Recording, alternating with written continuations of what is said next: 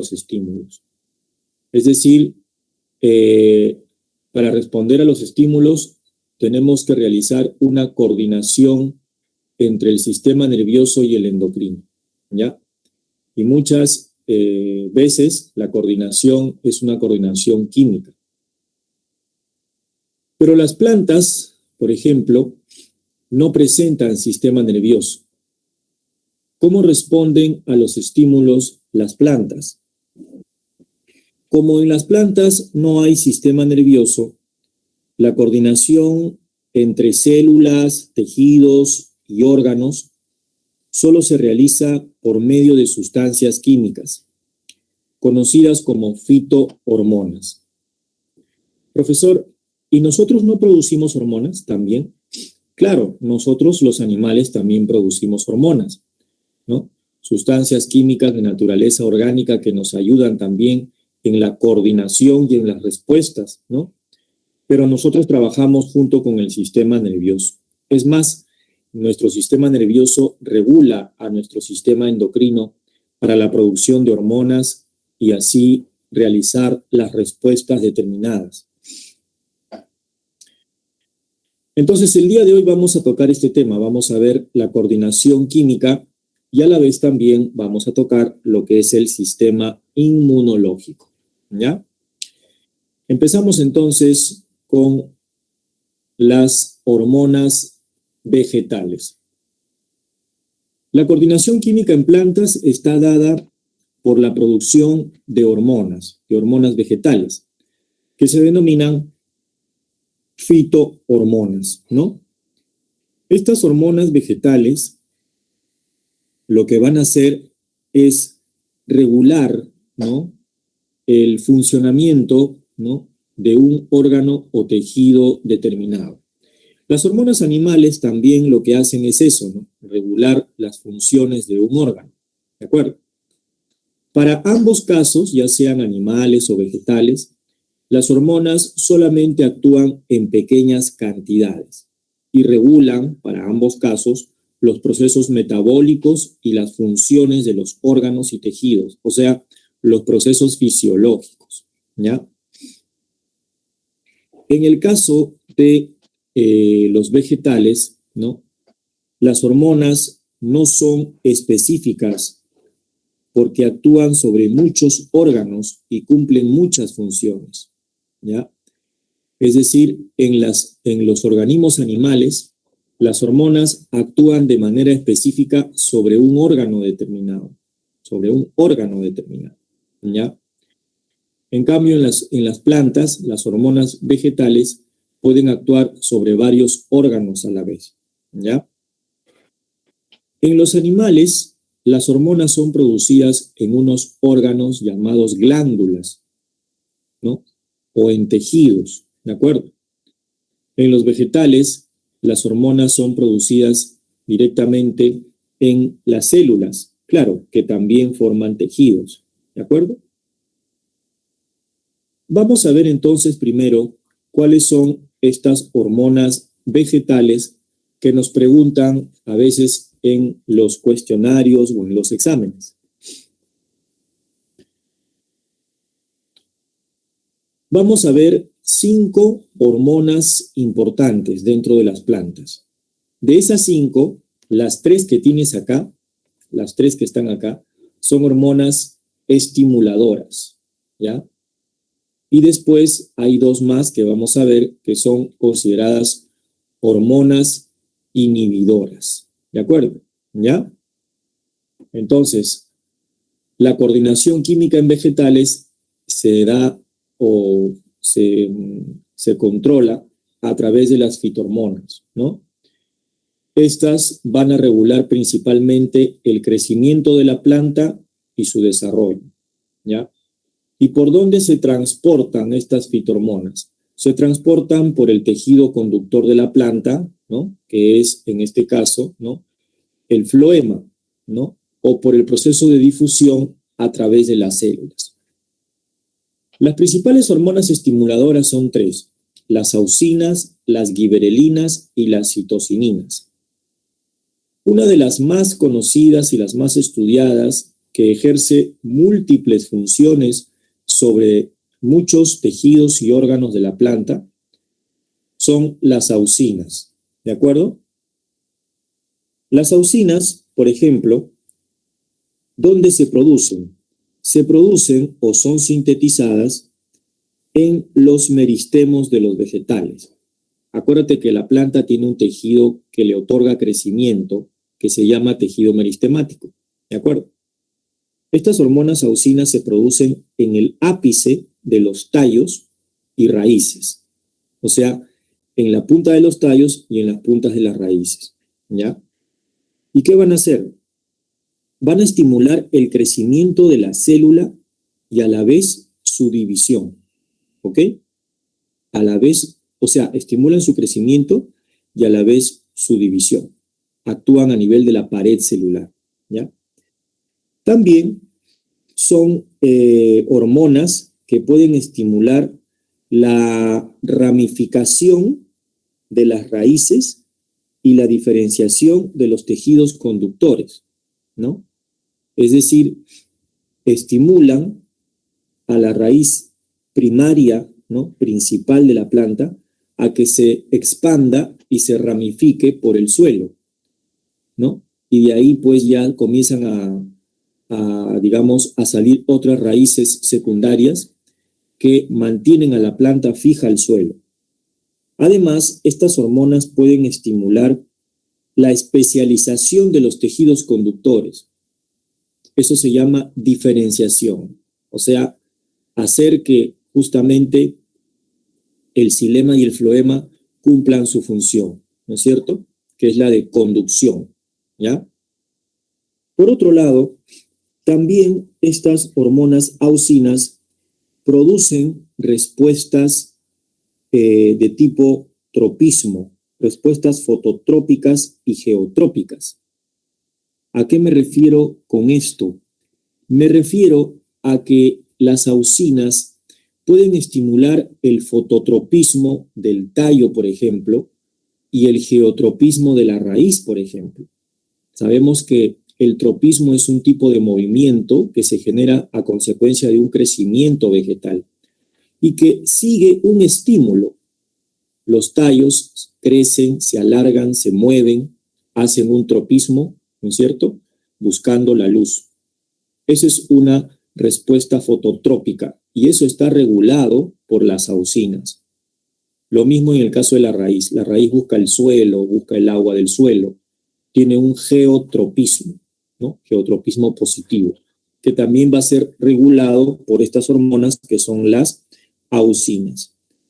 El ácido indolacético que tenemos acá, estas iniciales, es justamente la auxina más común, ¿no?, el ácido indolacético, que trabaja aquí.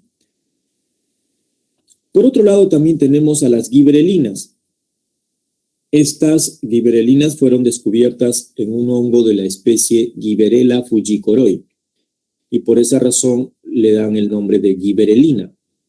La giberelina es una fitohormona que se produce a nivel de los embriones y de los tejidos meristemáticos también. O sea, la vamos a encontrar dentro de la raíz, ¿no?, a nivel embrionario, ¿no?, en esa futura plantita. Ahí se va a producir esta hormona giberelina. Y lo que va a ocasionar es justamente participar en la germinación de la semilla, ¿no? Estimula la germinación de la semilla. Esa es una de las funciones más importantes de la giberelina, ¿no? Mediante la producción de las enzimas hidrolíticas se activa la germinación. Otra función que tiene es estimular la apertura de pétalos de las flores, cuando los pétalos se abren, ¿no? Eso se llama floración. Y la otra es la formación de hojas, estimula la formación de nuevas hojas también, ¿no es cierto? Y permite también el alargamiento del tallo, sobre todo el alargamiento del tallo, ¿ya? Bien, la siguiente hormona es la citocinina. la citocinina, que en algunos libros la llaman citoquinina. No te confundas con citoquina, que es una molécula del sistema inmunológico de nosotros, los animales. Las citocininas o citoquininas, ¿ya? Son fitohormonas que van a destacar bastante porque estimulan la división de las células, ¿no? La mitosis. O sea, estimulan a que las células de los tejidos meristemáticos siempre estén constantemente en mitosis, ¿no? Esto trae como consecuencia también la estimulación de la división del ADN, ¿no? La síntesis de ADN, de ARN y proteínas, ¿de acuerdo? ¿Ya? Esta citocinina, aparte de estimular la división y la diferenciación celular, induce, escucha bien, induce, favorece el desarrollo de las yemas. Las yemas vienen a ser estructuras pequeñas que se forman en los tallos, de las cuales van a crecer nuevas ramas y hojas, ¿correcto? Entonces, si induce el desarrollo de yemas, lo que está haciendo es provocar que más adelante, ¿no? Si es que la planta ha perdido una hoja o se le ha caído una rama, la va a reponer, ¿no es cierto? O sea, va a retoñar otra vez, ¿de acuerdo? Entonces, eso es lo que hace la citocinina, ¿ya? Por eso que aquí se emplea una palabra, ¿no? Una frase. ¿Cuál es? Previene la senescencia vegetal. O sea, previene el envejecimiento de la planta, ¿no? ¿Qué significa esto? Que evita la caída de hojas. O si se cayeron las hojas, ¿no? Renueva las nuevas hojas, las nuevas ramas. O sea, mantiene a la planta, ¿no? Digamos, entre comillas, joven, ¿no? Mantiene a la planta, ¿no? Con sus ramas, sus hojas, o renueva la planta, ¿ya? Renueva los componentes de la planta. También inhibe la abscisión, o sea, retarda la caída de hojas. La abscisión es el proceso de desprendimiento de ramas o de hojas de los tallos. Entonces, la citocinina inhibe ese proceso de abscisión, ¿ya? Favorece también el desarrollo de los frutos, de las semillas, ¿no? Y también inhibe el amarillamiento, ¿no? De algunas hojas que se cortan, ¿ya? Eso hace la citocinina, ¿ok? Entonces, esas tres hormonas son hormonas estimuladoras, sobre todo del crecimiento, básicamente, ¿ya? Del crecimiento.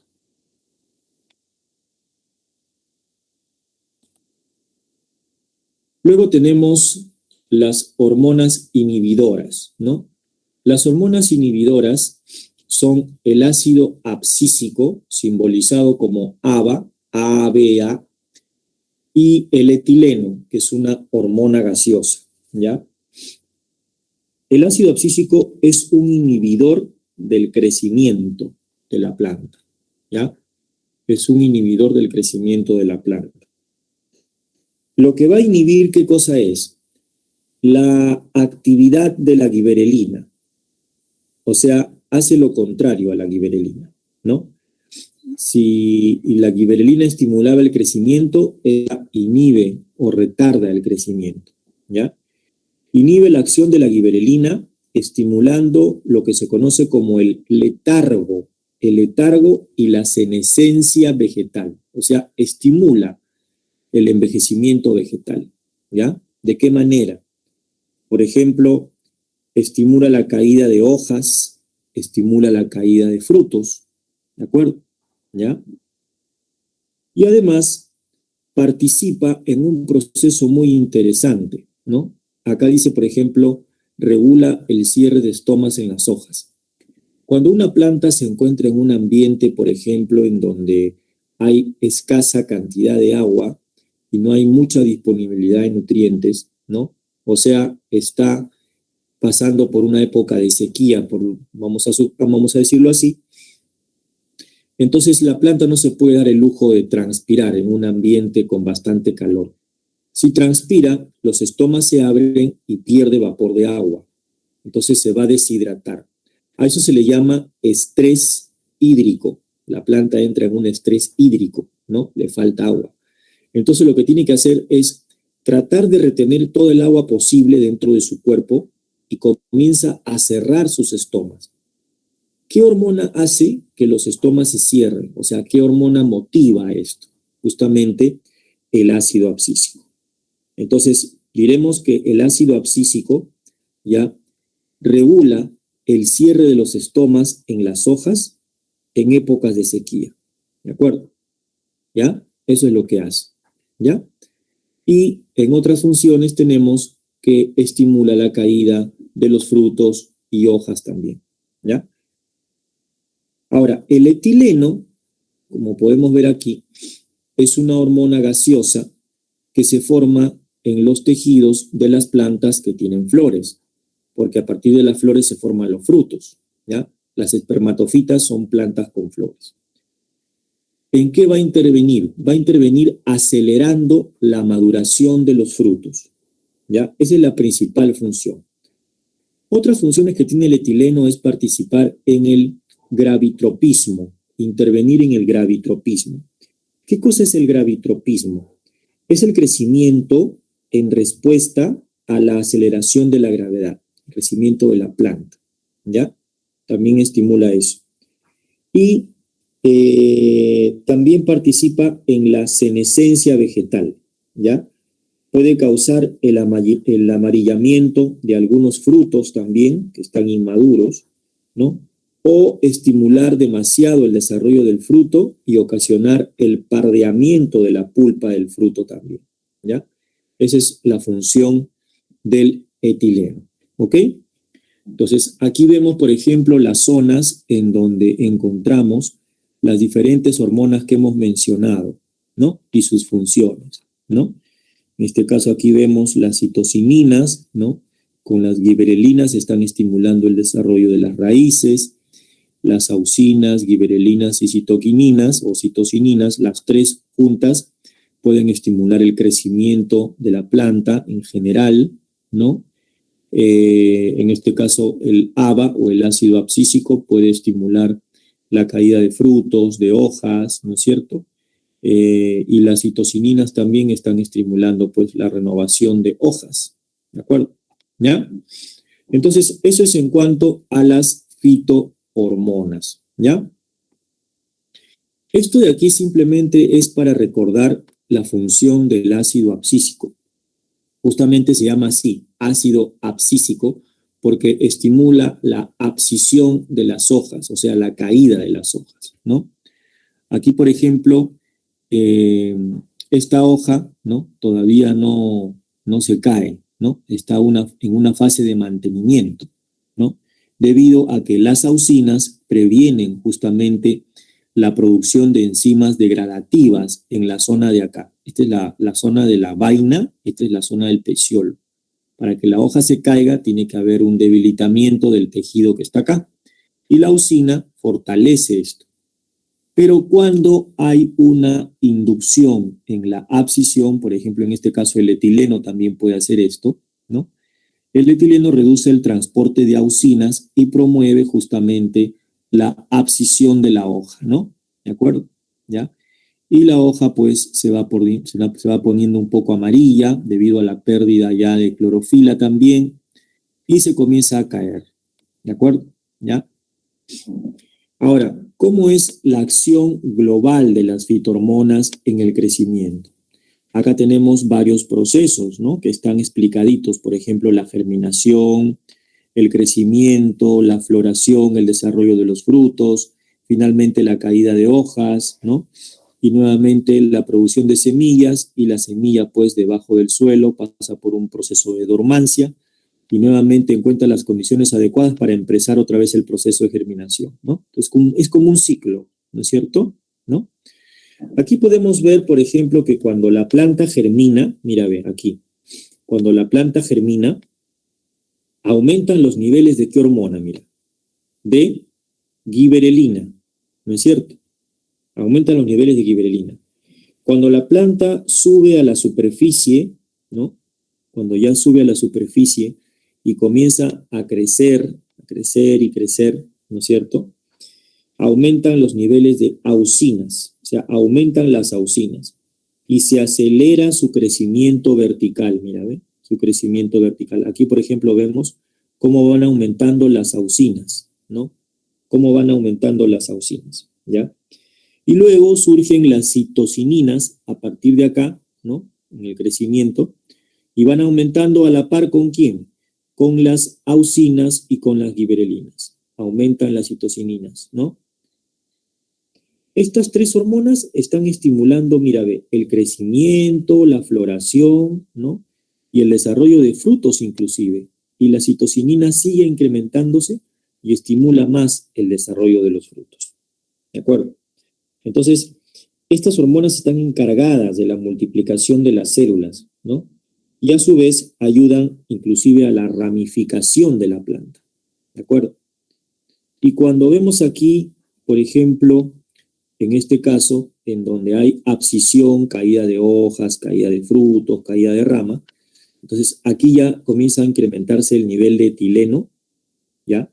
Y el nivel de ácido abscísico también, ¿no? En los procesos de abscisión aumenta el nivel de ácido abscísico, ¿no?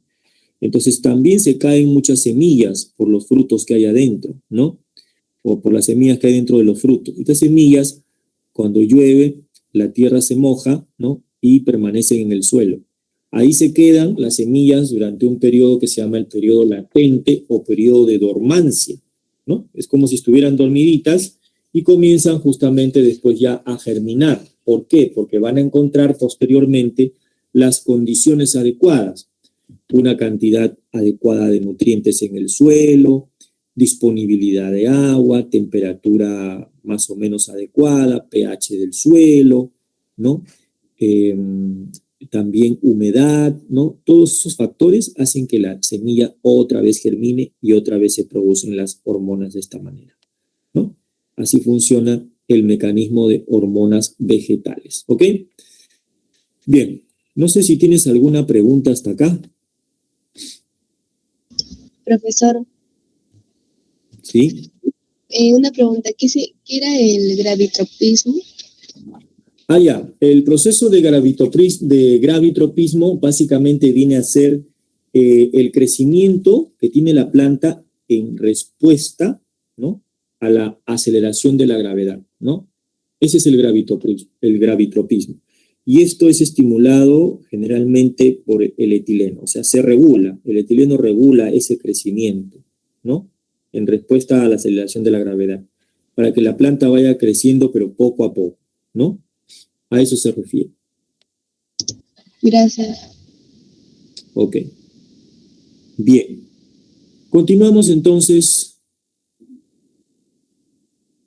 Acá me pregunta Ariana, dice, suele haber una pregunta sobre acelerar la maduración de una fruta envolviéndola en periódico. ¿Podría explicar sobre eso, por favor? Ya.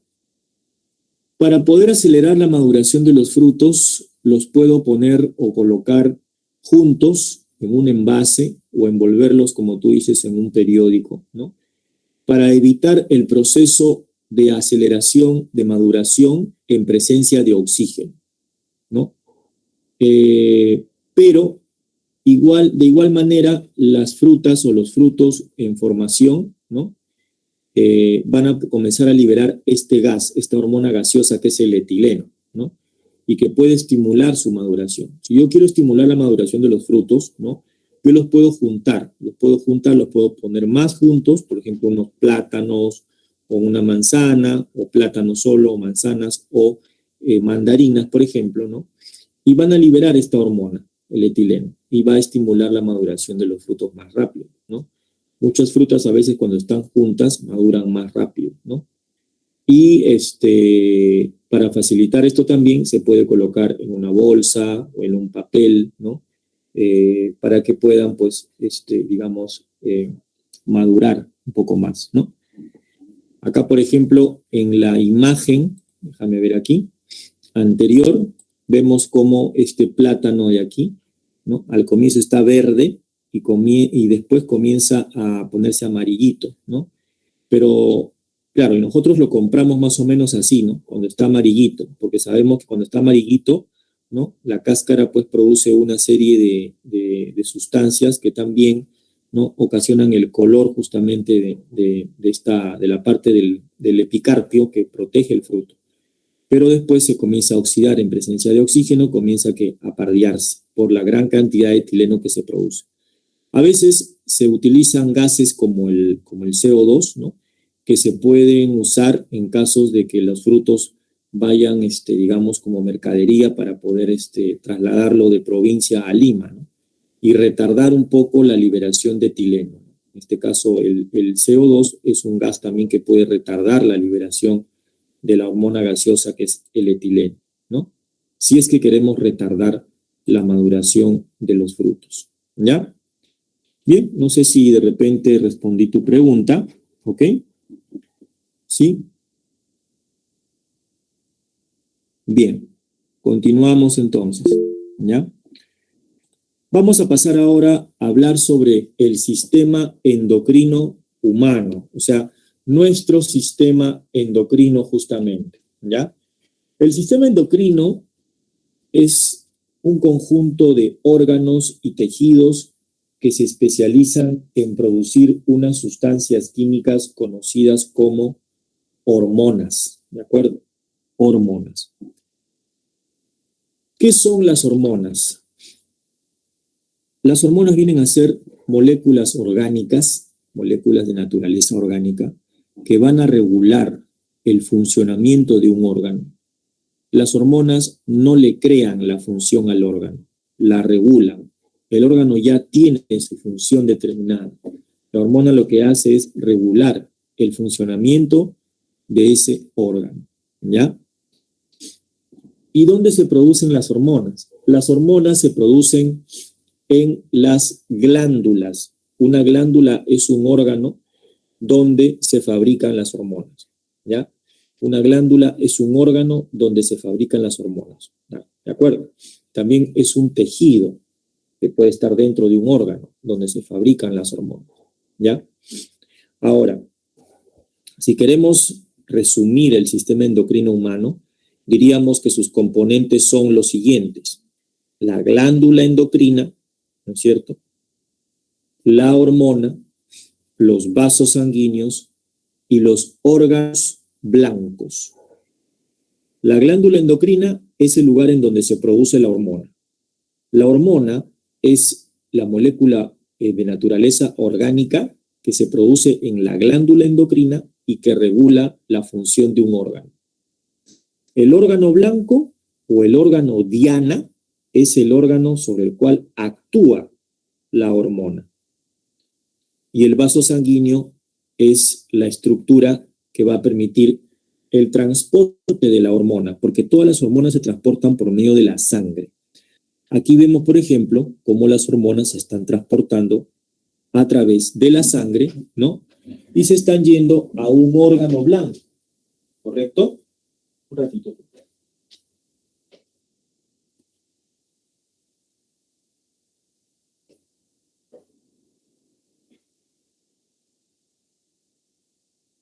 Las hormonas se producen en las glándulas endocrinas, ¿no?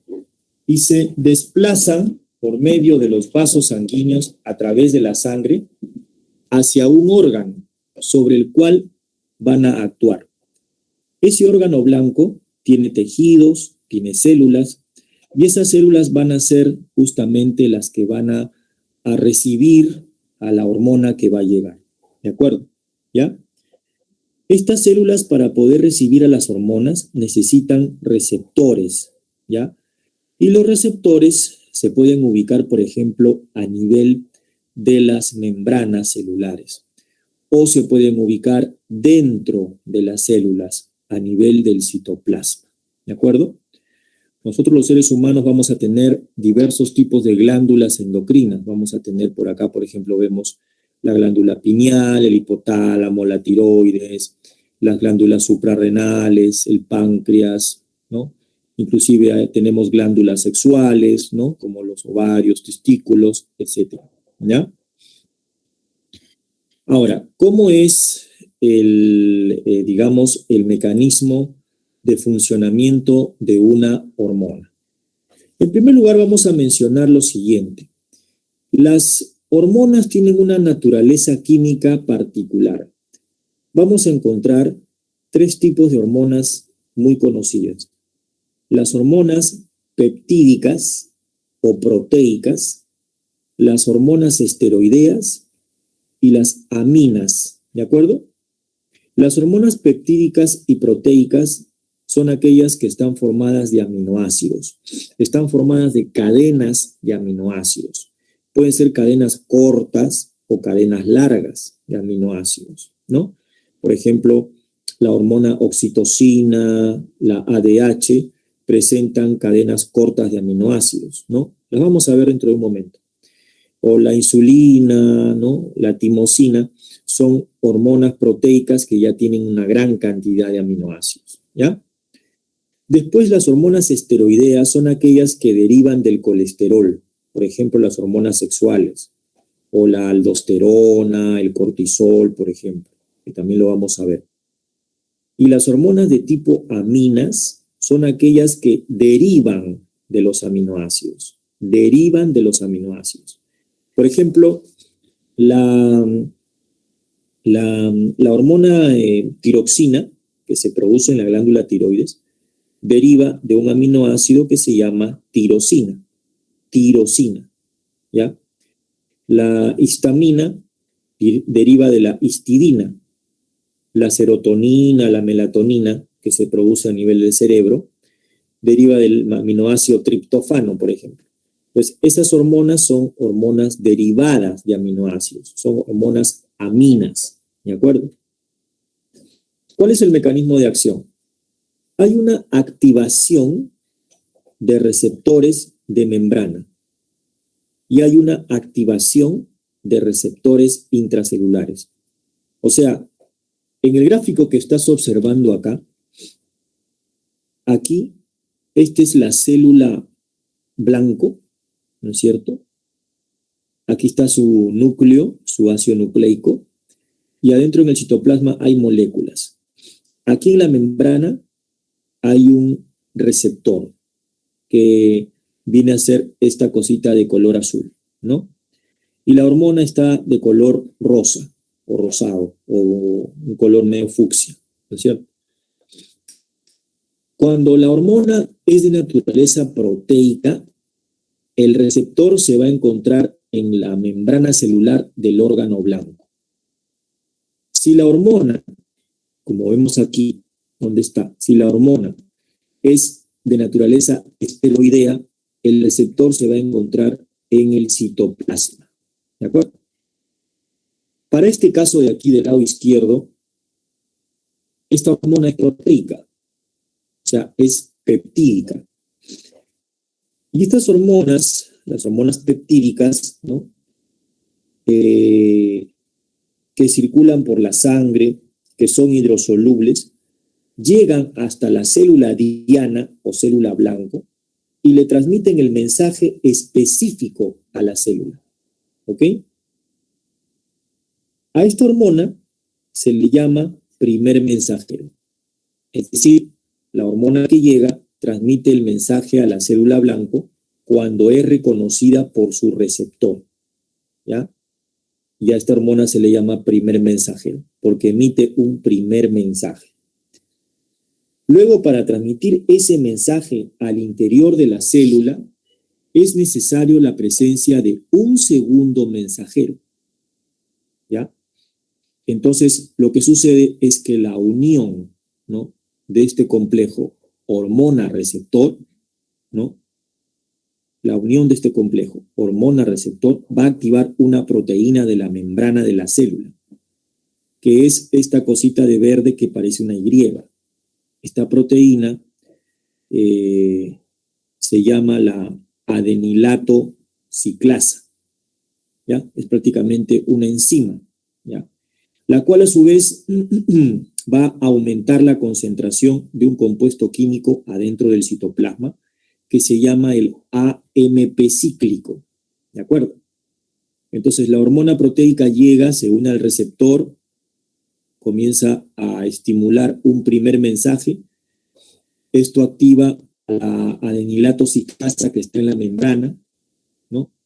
Y esta adenilato ciclasa activa a un segundo mensajero que está dentro del citoplasma, que es el AMP cíclico, ¿de acuerdo? Este AMP cíclico va a activar unas enzimas conocidas como las proteínquinasas, ¿no? Con cuya ayuda se van a producir, ¿no?, un proceso de fosforilación, ¿no?, de otras enzimas que van a modificar la actividad celular. O sea, el objetivo para regular esta célula, para regular el funcionamiento de esta célula y de todas las células del tejido, es que la hormona entre en contacto primero con el receptor. Se produzca un primer mensaje, se active la adenilato ciclasa y esta active al AMP cíclico para que a su vez el AMP cíclico pueda activar dentro del citoplasma a una serie de enzimas que van a captar fosfato, se van a fosforilar. Y estas enzimas van a ayudar, ¿no?, o a regular el funcionamiento de la célula. ¿Cómo? Produciendo, por ejemplo, proteínas. Acá vemos un ribosoma, por ejemplo, cómo está sintetizando unas proteínas, ¿no?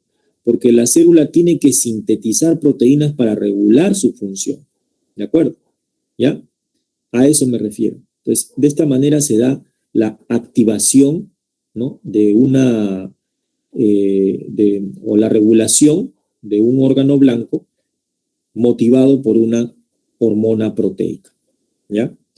Ahora, en el caso de las hormonas esteroideas, ¿no?, las hormonas esteroideas, ¿no?, por ejemplo, o las hormonas tiroideas, ¿no?, las aminas, atraviesan la membrana, ¿ya?, y se unen a receptores específicos dentro de la célula, ¿no? Acá está la hormona, ¿no?, ha atravesado la membrana, ¿no?, es liposoluble, y aquí ya llegó al citoplasma de la célula, ¿no?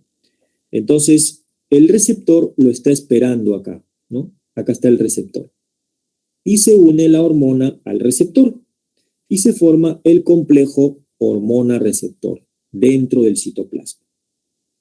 Este complejo entra al núcleo de la célula blanco, ¿ya? Penetra en el núcleo y se une al ADN.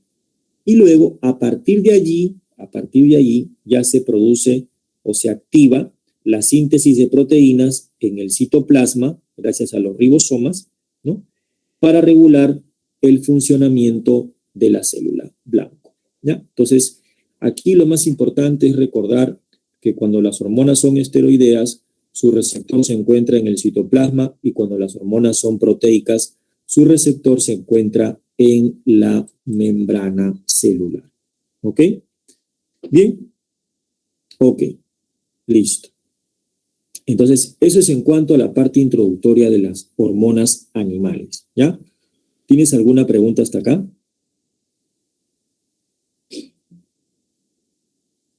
Ok, entonces vamos a continuar. Continuando con la explicación, vamos a pasar ahora a describir cuáles son las principales glándulas y hormonas que tenemos en nuestro cuerpo. Hay dos glándulas, y quiero que por favor las recuerdes muy bien, y creo que de repente muchos ya las conocen porque han estudiado esto en otros cursos de repente, ¿no? En psicología, también en anatomía. Hay dos glándulas importantísimas dentro del cerebro.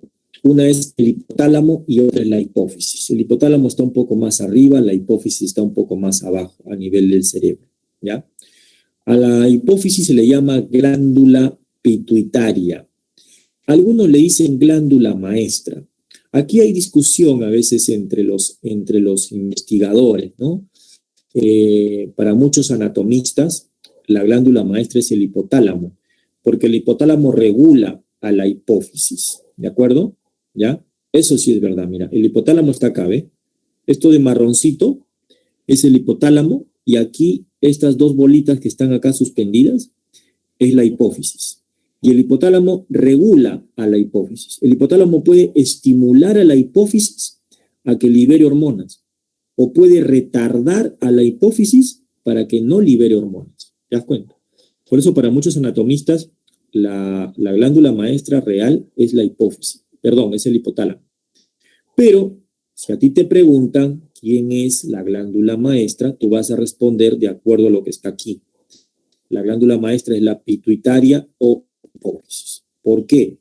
Porque libera muchas hormonas a la sangre, las cuales van a regular otros órganos importantes. Veamos cuáles son. ¿De acuerdo? Bien.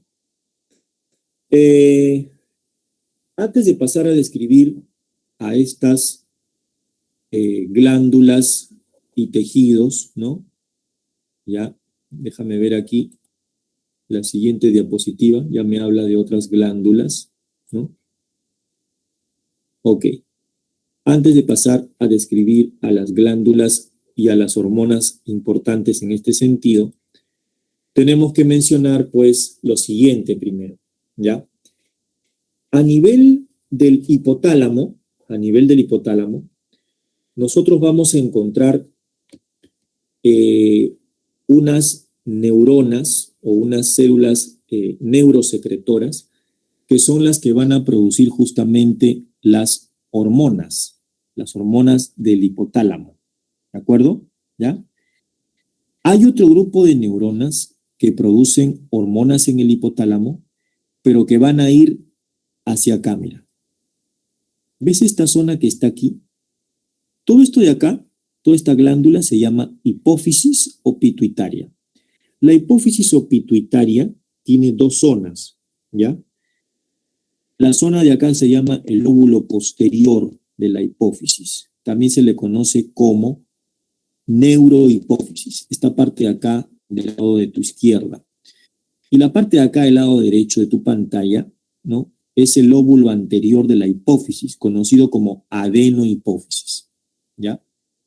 Aquí arriba hay un tallo que comunica la hipófisis con el hipotálamo. Este tallo es el tallo hipotálamo hipofisiario. A lo largo de este tallo llegan o pasan unos axones procedentes de las neuronas que hay arriba en el hipotálamo, ¿de acuerdo? Estas neuronas que están acá, en esta zona del hipotálamo, van a producir, ¿ya? Hormonas, ¿no? Hormonas que pueden estimular, ¿no? A la hipófisis o que pueden inhibir a la hipófisis. O sea, le dicen a la hipófisis, comienza a liberar tus hormonas. O le dicen, todavía no liberes. O demórate en liberar, ¿no? O sea, la regulan. En el otro lado del hipotálamo hay neuronas que se encargan básicamente ¿de qué? De liberar dos hormonas importantes que van a actuar sobre el riñón y sobre el útero, sobre todo. Estas hormonas son las siguientes, apúntalas. La antidiurética, simbolizada como ADH o HAD, y la oxitocina, simbolizada como OXCT o simplemente OX, ¿ya? La hormona antidiurética se produce en el hipotálamo y baja a través de estos axones y llega acá, a esta zona de la hipófisis. ¿Cómo se llamaba? El lóbulo posterior, profesor, ya, o sea, la neurohipófisis. Ahí se almacena y luego sale por medio de los vasos sanguíneos. ¿Y a dónde se va? Mira, al riñón, ¿ok? Dentro del riñón, tú ya has visto esto la semana pasada, dentro del riñón están los nefrones. Y en el nefrón hay una parte final que se llama el tubo colector. El tubo colector es una parte final del nefrón en donde esta hormona va a llegar. ¿Qué va a hacer ahí? Va a estimular la reabsorción de agua. La hormona antidiurética estimula la reabsorción de agua a nivel del riñón, específicamente en el tubo colector del nefrón, ¿ya? Esto hace que nosotros recuperemos una cantidad de agua determinada para no eliminarla con la orina. Nos está ayudando a retener agua. ¿De acuerdo? ¿Ya? Cuando uno está bajo los efectos del alcohol muchas veces, se bloquea esta hormona, ¿no? Y ya no se retiene agua, ¿no? El agua pasa a formar parte de la orina. Entonces la persona está bebiendo alcohol y está orinando, está bebiendo alcohol y está orinando, ¿no? Constantemente, ¿ya? Luego tenemos a la otra hormona, la oxitocina, que se va a producir acá, en el hipotálamo. O sea, una era la antidiurética y la otra es la oxitocina. La oxitocina también baja por estos axones, se almacena acá en la neurohipófisis y luego sale por la sangre. Y mira a dónde está llegando. Su órgano blanco va a ser el útero.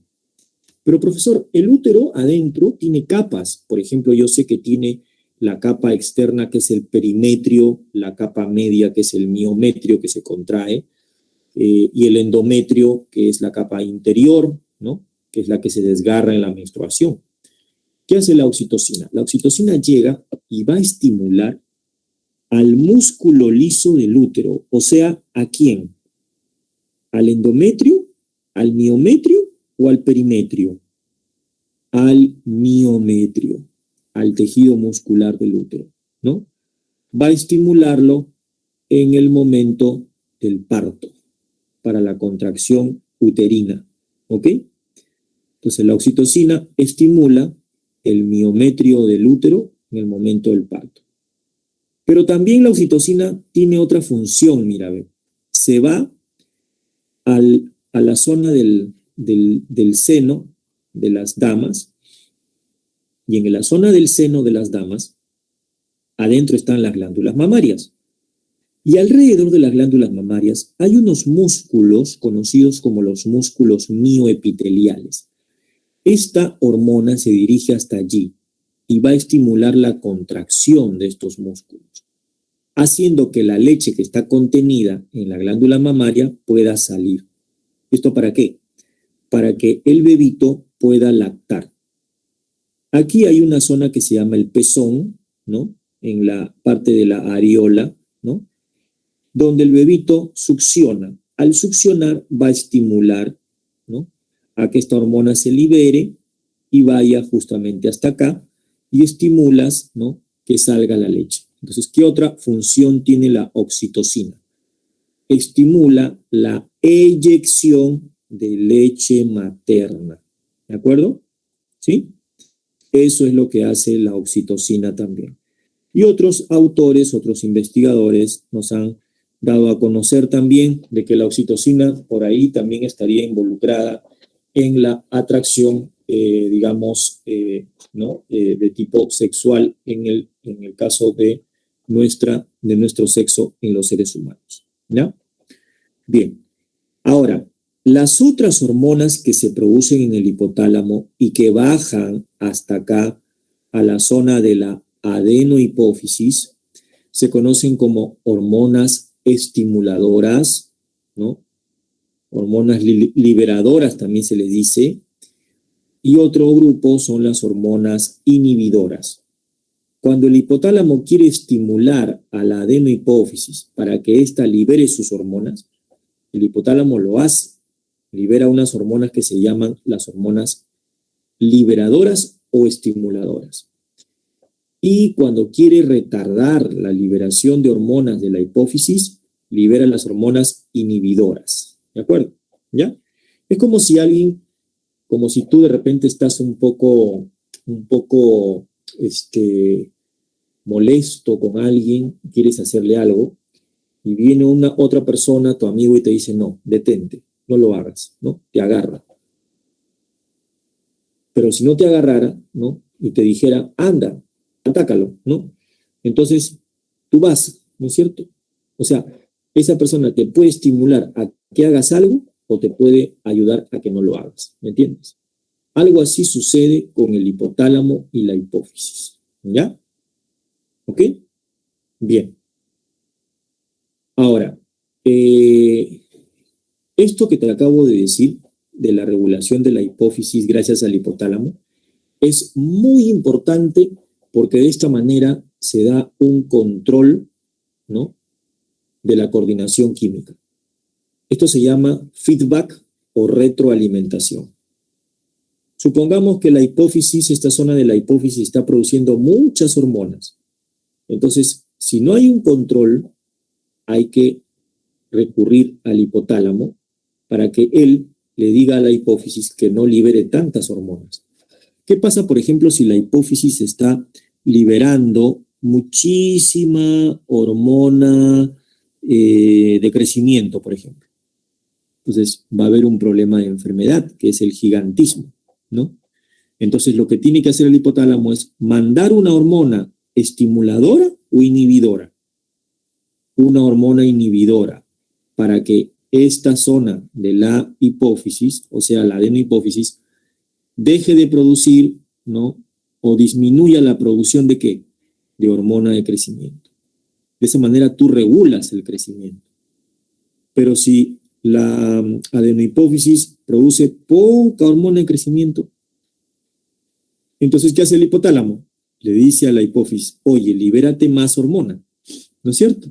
Entonces, ¿qué va a hacer el hipotálamo? Va a liberar una hormona liberadora o estimuladora a la hipófisis, para que la hipófisis libere mayor cantidad de hormona de crecimiento. ¿Ok? Esto se llama retroalimentación o feedback, ¿ya? Por si acaso. Bien, veamos entonces cuáles son las principales hormonas que se producen en justamente la adenohipófisis, ¿ok? Empezamos con la primera. Aquí, la hormona tirotropina, simbolizada como TH. Esta hormona se va a liberar de la adenohipófisis y va a ir directamente a la glándula tiroides. ¿Y qué va a hacer? La va a estimular. O sea, ¿cuál es su función?